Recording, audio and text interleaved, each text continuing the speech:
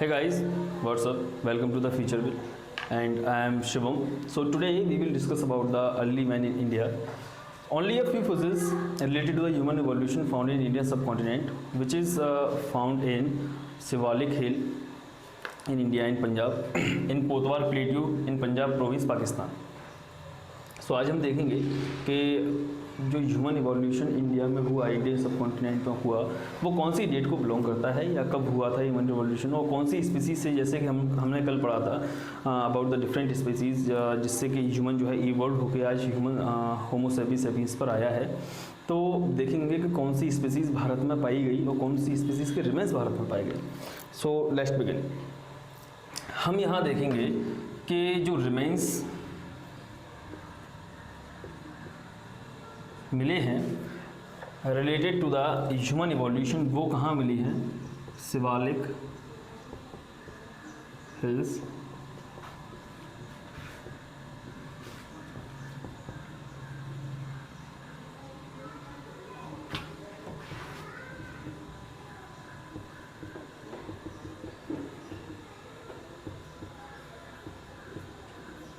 पाकिस्तान के पंजाब क्षेत्र पोद्वार प्लेटू शिवालिक हिल्स में हमें कुछ रिमेन्स मिले हैं, कुछ खोपड़ियाँ मिली हैं। ये जो स्कल्स हैं वो रिलेटेड हैं या इन्हें कहा जाता है रामापिथेकस और शिवापिथेकस।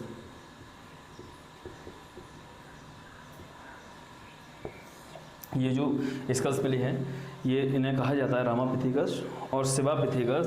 जब साइंटिस्टों ने इनका परीक्षण किया तो उसके बाद पता चला कि ये जो स्पीसीज थी या ये जो स्कल्स हमें फाउंड हुए हैं इंडियन सबकॉन्टिनेंट में से, ये जो है कुछ फीचर्स एप के अभी भी रिटेन किए हुए हैं, तो ये इनको डिस्टिंग्विश किया एज अ एप।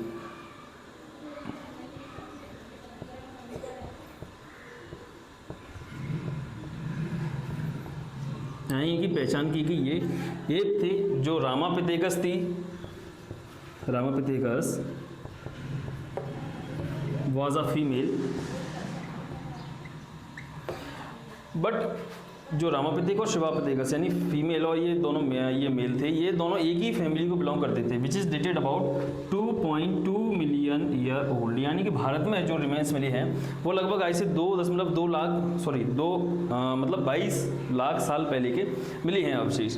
लेकिन वहीं एक स्टडी ये भी बताती है कि इसी से रिलेटेड कुछ सब ग्रुप्स हमें ग्रीस में भी मिले हैं जो कि लगभग 1 करोड़ साल पहले थे। तो ये आज भी डाउटेड है वो जो सब ग्रुप है क्या वही इंडिया में से स्प्लिट होकर ग्रीस में पहुंचे या फिर ग्रीस के वहाँ से स्प्लिट होकर इंडिया में आए, तो ये अभी भी डिबेटेड इश्यू है।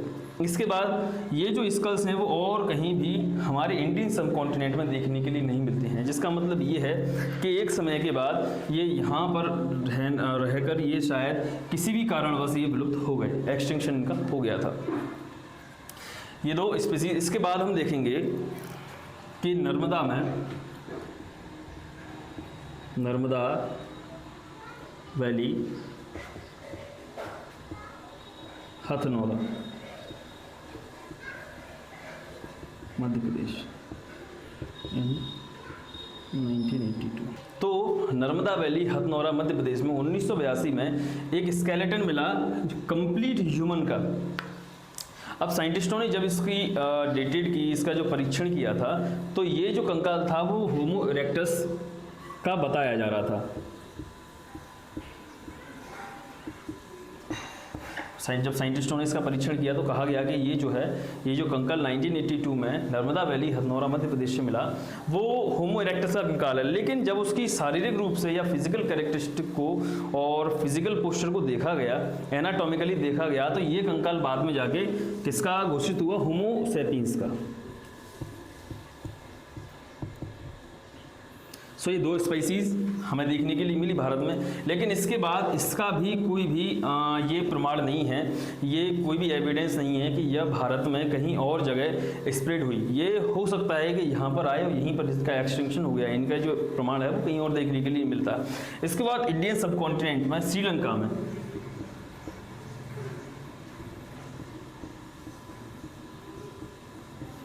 श्रीलंका में एक फाहीन नाम की जगह है,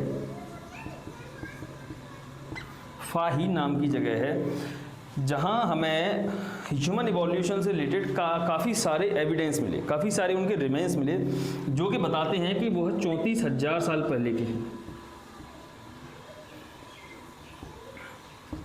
वो 34,000 साल पहले के हैं। फाहिन में काफ़ी रॉक शेल्टर्स थे, उनमें काफ़ी सारे आर्टिफैक्ट्स भी मिले, काफ़ी सारे टूल्स भी मिले, काफ़ी बोन्स भी मिली। तो वो जो रिमेन्स थे वो ये बताते हैं हमें कि ये जो है 34,000 साल पहले की, और ये जो स्पीसीज थी वो होमो सेपियंस को बिलोंग करती है।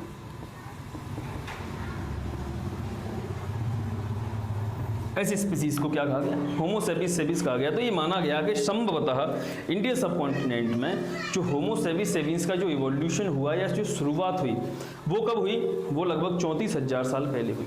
तो ये कुछ प्रमाण थे अलग अलग स्पीसीज के इन डिफरेंट टाइम्स पर, और वह एक जगह के बाद वो स्पीसीज या तो एक्सटिंक्ट हो गई क्योंकि उसके जो प्रमाण थे वो और कहीं देखने के लिए नहीं मिलते हैं। इसके बाद हम देखेंगे पैलियोलिथिक एज इन इंडिया।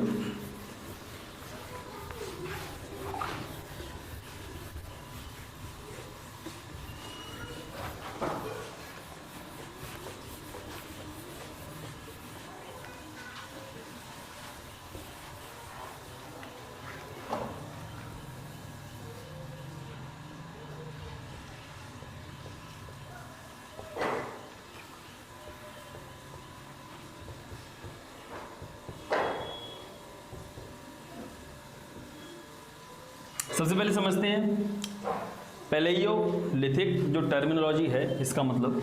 सो पैलेयोलिथिक जो है वो दो टर्म से बना है। Palaeo means stone, sorry old, and lithic means stone. So इसे हिंदी में पुरापाषाण, यानी स्टोन को हिंदी में पाषाण कहते हैं, इसको पुराना, ओल्ड यानी पुराना, तो इसे हिंदी में पुरापाषाण युग भी कहा जाता है। साइंटिस्टों ने पैलियोलिथिक एज को 3 पार्ट्स में डिवाइड किया था, which is upper, middle and lower palaeolithic age. और उन्होंने जो उनको डिवाइड किया था वो अकॉर्डिंग किया था, पहला टूल्स के आधार पर, यूज्ड बाय ह्यूमन, और सेकंड था nature of climate change.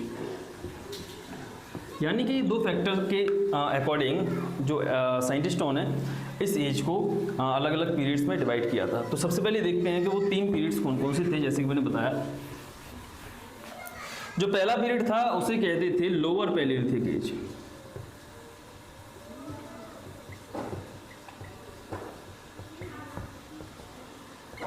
Which is 6 lakh to 150 lakh BC। यानी कि जो पहली एज थी वो लगभग 6 लाख से 1.5 लाख साल तक चली। दूसरी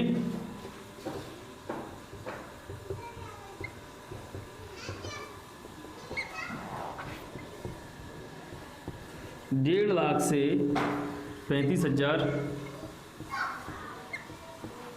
और जो तीसरी थी यानी कि जो अपर पैलियोलिथिक एज थी वो जो है 35,000 to 10,000 BC तक चली। सो ये डिफरेंट पीरियड्स थे, इनको डिवाइड किया गया था। मैंने बताया कि किन के आधार पर, टूल्स के आधार पर और क्लाइमेटिक चेंज के आधार पर। तो सबसे पहले बात करेंगे हम लोअर पैलियोलिथिक एज की।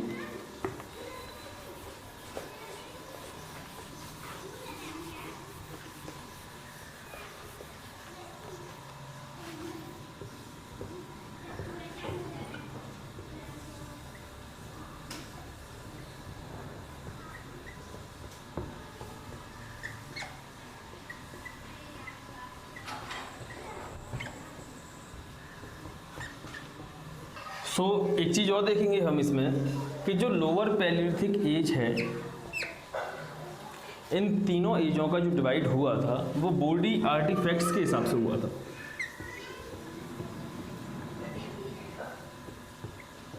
बोरी, पुणे के पास, पुणे डिस्ट्रिक्ट में एक टाउन है, महाराष्ट्र। यानी कि जब साइंटिस्टों को या जो आर्कियोलॉजिस्ट डिपार्टमेंट से ASI को बोरी आर्टिफैक्ट्स मिले तो उसमें क्या है कि अलग अलग पीरियड्स की डेटेड थी। पुणे के पास ये महाराष्ट्र में एक बोरी नाम का टाउन है, वहाँ से हमें आर्टिफैक्ट्स मिले और उनके अकॉर्डिंग हमने इन सारी चीज़ों को डिवाइड किया। तो इसके बाद देखेंगे कि जो लोअर पैलियोलिथिक या फिर जो अर्ली स्टोन एज था वो अफ्रीका में लगभग 20 लाख साल पहले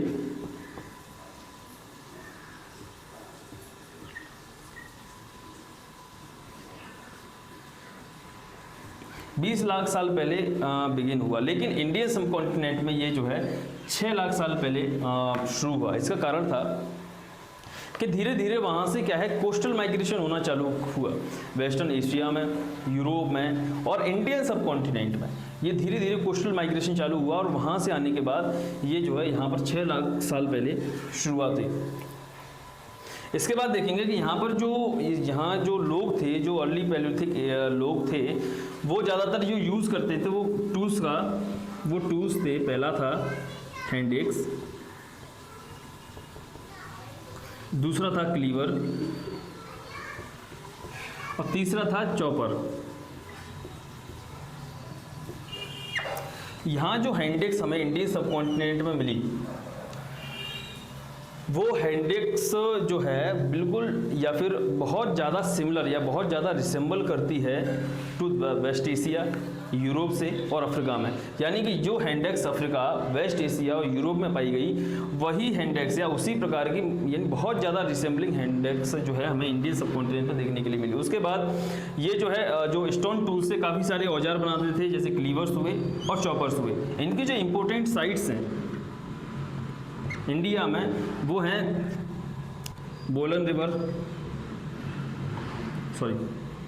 सोहन रिवर, जिसे सोन नदी भी कहते हैं, सोन रिवर जो आज पाक में है, पाकिस्तान पहली। दूसरा थार डेजर्ट, कश्मीर। तो ये जो कुछ इंपॉर्टेंट साइट हैं इसके बाद जो ये टूल्स हमें जहाँ से बरामद हुए या जिस साइड हमें ये टूल्स बरामद हुए वो बड़ी ही इंपॉर्टेंट साइट है। पहली बेलन वैली,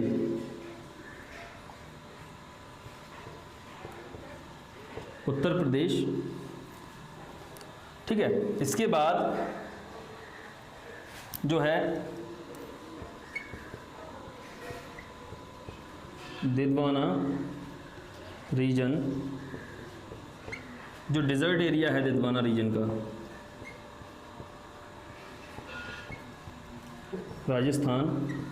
और जो सबसे इंपॉर्टेंट साइट है टूल से रिलेटेड वो है चिरकी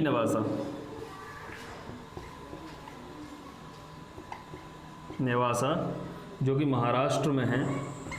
यहाँ से हमें लगभग 2000 टूल्स मिले।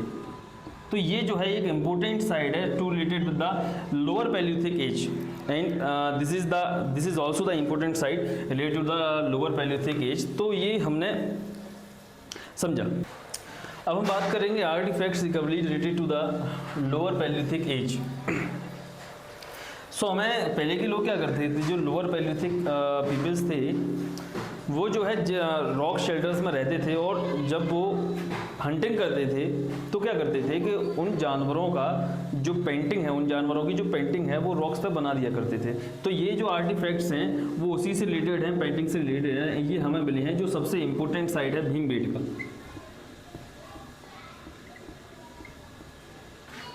मध्य प्रदेश, भोपाल के पास में ये साइड है। यहाँ पे हमें कम से कम 500 पेंटेड रॉक मिले हैं रिलेटेड इन 10 स्क्वायर किलोमीटर के एरिया में मिले हैं हमें ये, जो कि रिलेट करते हैं लोअर, अपर और मिडिल पैलियोलिथिक फेज से।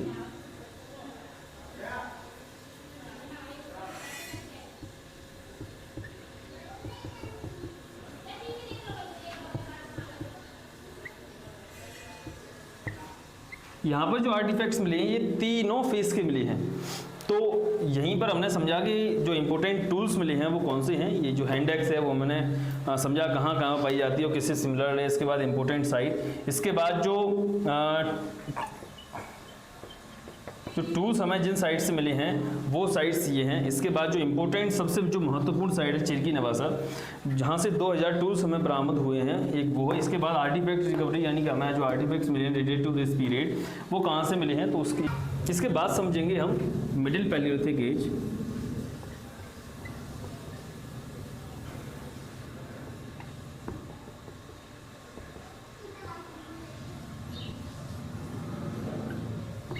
जो कि है 150 से 35,000 तक।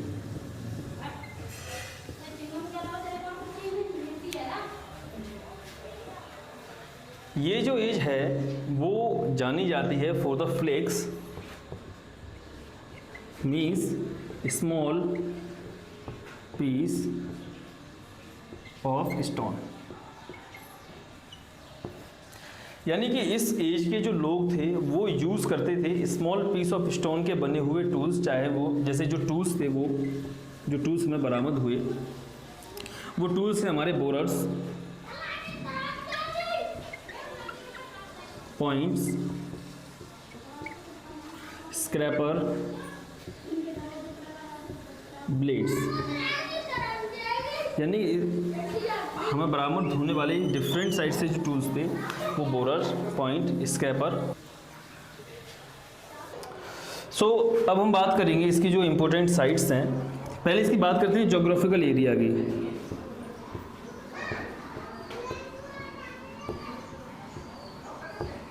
यानी इसकी जो साइट्स हैं वो कहाँ कहाँ पर बिलोंग करती हैं। इसका जो ज्योग्राफिकल एरिया है वो बहुत ज़्यादा सिमिलर है लोअर पैलियोलिथिक फेज का जो एरिया है या जो साइट्स हैं उनसे, क्योंकि इनकी जो रिमेन्स हैं या यहाँ इस पीरियड के जो टूल्स और बोन्स मिली हैं वो आसपास ही मिली हैं या फिर उसी जगह पर मिली हैं जिस जगह पर लोअर पैलियोलिथिक एज की हमें टूल्स या बोन्स वगैरह के जो रिमेन्स थे वो मिले हैं। तो जो ज्योग्राफिकल एरिया वो बिल्कुल सेम है। इसके बाद साइट्स की बात करते हैं।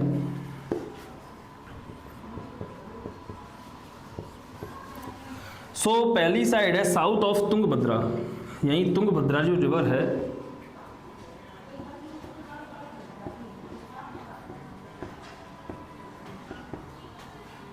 उसके दक्षिण में। उसके बाद जो इंपॉर्टेंट साइट है, जैसा कि मैंने कहा कि ये बहुत ज़्यादा सिमिलर है ज्योग्राफिकल एरिया इसका, तो जो इंपॉर्टेंट साइट है वो है बेलन वैली, उत्तर प्रदेश में। यहाँ से हमें इससे रिलेटेड काफ़ी सारे बोन्स के रिमेन्स मिले, जिसमें कि कैटल्स और डियर्स के जो बोन्स के रिमेन्स थे वो काफ़ी ज़्यादा पाए गए। इसके बाद काफ़ी सारे टूल्स मिले इससे रिलेटेड हमें, मिडिल पैलियोलिथिक फेज से रिलेटेड हमें काफ़ी सारे टूल्स हैं, बोन्स हैं, वो मिले हमें बेलन वैली उत्तर प्रदेश से। तो ये हमारा मिडिल पैलियोलिथिक फेज को हमने समझा। एक बात मैं बताना भूल गया, लोअर पैलियोलिथिक फेज में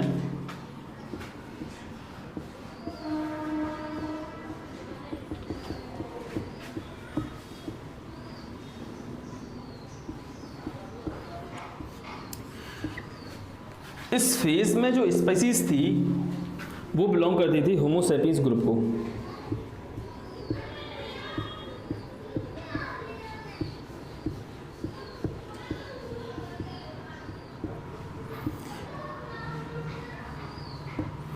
यानी कि लोअर पैलियोलिथिक फेज में जो स्पीसीज मौजूद थी, जो एग्जिस्ट करती थी, वो बिलोंग करती थी होमो सैपियंस ग्रुप को या क्लास को। तो ये बताना था मैं। बाकी अब हम देखेंगे अपर पैलियोलिथिक फेज।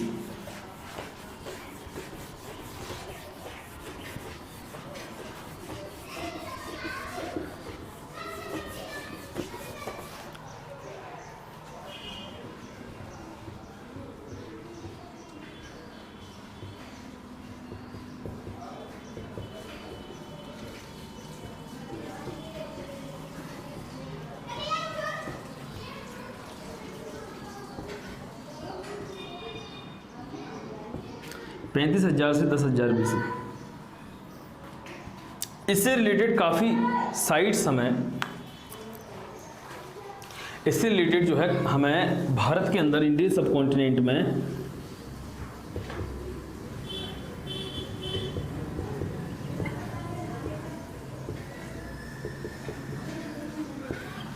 इससे रिलेटेड हमें इंडियन सब कॉन्टिनेंट में लगभग 566 साइट मिली है, which is split in Andhra Pradesh, Karnataka, UP, West Bengal, Madhya Pradesh, Uttar Pradesh, Jharkhand and its adjoining areas.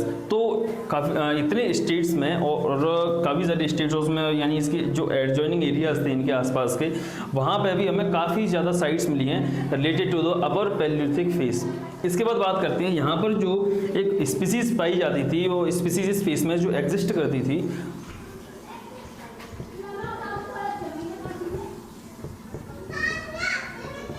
वो थी होमो सैपियंस सैपियंस।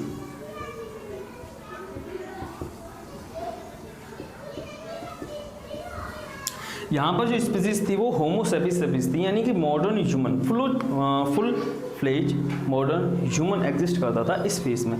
तीसरी बात हम देखेंगे कि जो अपर पैलियोलिथिक फेस के जो आर्टिफैक्ट्स थे,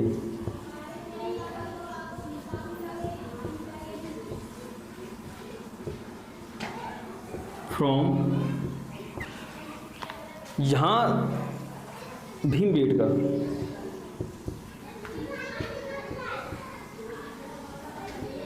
मध्य प्रदेश,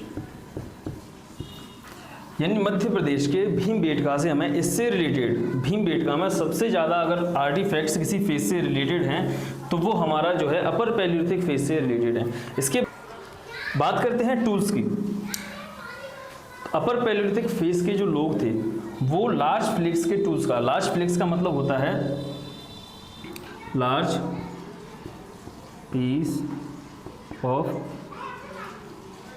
स्टोन, यानी जैसा हमने मिडिल पैलियोलिथिक फेस में समझा कि जो वो लोग थे वो स्मॉल पीस ऑफ स्टोन्स, यानी कि पत्थर के छोटे छोटे टुकड़े टूल्स की तरह बना के यूज़ करते थे। लेकिन अगर हम बात करें यहाँ पर पैलियोलिथिक फेस की, तो यहाँ पर large piece of stones use किए जाते थे। इन टूल्स के जो टूल्स थे वो थे बोरर्स थे, स्क्रैपर्स थे, ब्यूरिन्स थे और ब्लेड्स थे और काफ़ी सारे टूल्स थे। तो ये जो टूल्स थे, जैसा कि हमने इनमें से 2-3 टूल्स हमें मिडिल पैलियोलिथिक फेस में भी देखने के लिए मिले, लेकिन वो बने थे टिनी पीस ऑफ स्टोन, यानी स्मॉल पीस ऑफ स्टोन से, और ये जो बने थे वो लार्ज पीस ऑफ स्टोन से। This is the I think major difference between these two phases. तो टूल्स के आधार, जैसे मैंने पहले भी शुरुआत में कहा था कि टूल्स के आधार पर और क्लाइमेटिक चेंज के आधार पर इन सारे जो फेस थे, इन तीनों फेसों को डिवाइड किया गया था। सो आज के लिए बस इतना ही, बनी रहिए मेरे साथ। कल हम बात करेंगे मेसोलिथिक एज के बारे में और जो आर्टिफैक्ट्स हमें मिले हैं उनके बारे में डिटेल में चर्चा करेंगे। उसके बाद जो अर्लियर पीपल होते थे वो बैंड बना के रहते थे फॉर देयर मैच्योर एड्स के लिए, तो उनके बारे में बात करेंगे। नियोलिथिक फेस के बारे में बात करेंगे, चैल्कोलिथिक फेस के बारे में बात करेंगे। जब तक के लिए खुश रहिए, जय हिंद।